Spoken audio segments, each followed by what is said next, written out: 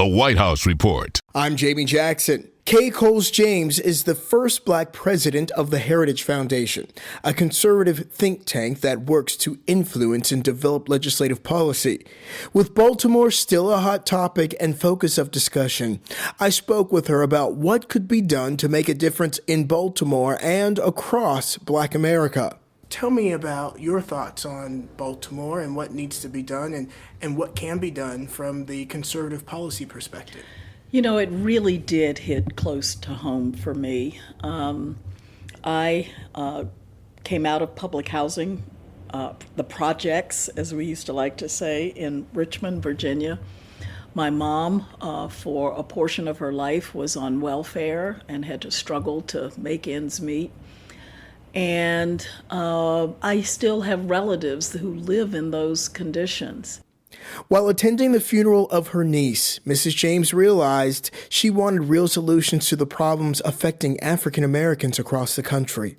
Sitting at my niece's funeral, and I heard people as they were wailing in their spirit about the conditions that led to her death and the drug overdose and the conditions there.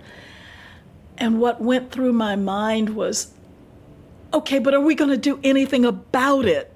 I'm tired of talking about it, tired of people who give lip service. I want real answers to real problems that will change real people's lives.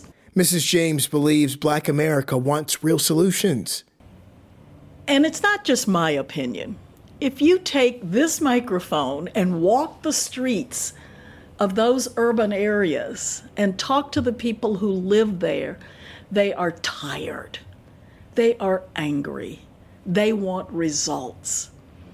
And you know, they say the definition of crazy is doing the same thing over and over again and expecting different results. And so what I felt when I sat there in the funeral was, are you angry enough now to try something else? And my definition of a Black conservative is someone who has the audacity to believe what their grandmother taught them. It's not deep, it's not complicated, it's not controversial. The people who live in those communities know the answers, and it's time we started listening to them. Many of the answers come from government, but not all the answers.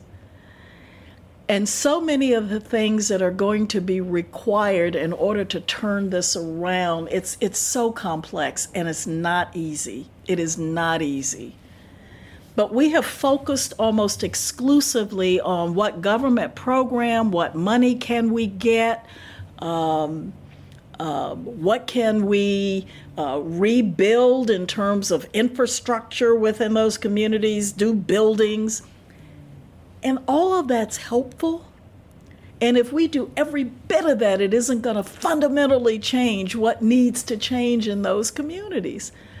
So I think that it's time that we look at all those institutions that build great communities. When I was doing welfare reform in Virginia, it intrigued me, how did we as a people survive Reconstruction and a post-slavery environment? So I actually went back and read the slave narratives to see, what did we do? How did we do this? And it was with no government support. Mm-hmm.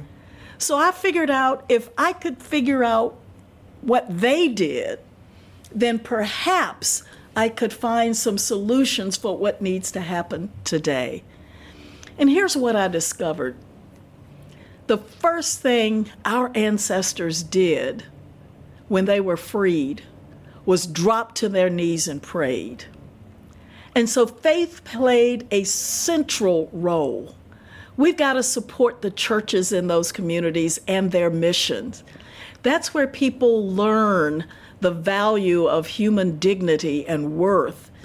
You know, and if you understand that, then you don't sell drugs to your sisters and your brothers in those communities. If you have a strong faith component then you know that there's something bigger and better out there, and it gives you what you need to make it through the day. So we need to rebuild our churches within those communities and call people to action to bring those resources there. Quality education, she adds, makes a difference. So education is key. And I think we need to demand quality schools in those communities. And so we need to look at policies that encourage excellent schools.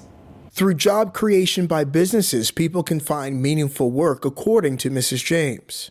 We also know that when urban renewal comes in and developers come in, they put up beautiful buildings, they get tax credits, they do all of this, but that doesn't change the individuals who live there. And many times, those individuals don't benefit from that, but the wealthy developers do. Hopefully, it will create some jobs and opportunities, but we need to make sure that there are opportunities in terms of jobs. People want to work. So stop making work a dirty word. My mother taught us, her 6 kids, there are folks out there who may be smarter than you are, but they will never outwork you. There are people who may be conservatives, may be liberals, but dadgummit, if they're willing to come in the community, roll up their sleeves, and help those communities grow, let's do it. The politicians typically are only concerned about how can I get your vote so I can stay in office. I don't think that the solutions are going to come from the politicians. The solutions are going to come from those individuals who genuinely want to go in those communities and see human flourishing, see people's lives grow and get better. So my question to my friends and my relatives and to people who live in those communities, are you mad enough yet that you're willing to try something different? Hear another voice. Roll up our sleeves, get together, and work. For April Ryan, I'm Jamie Jackson, AURN News.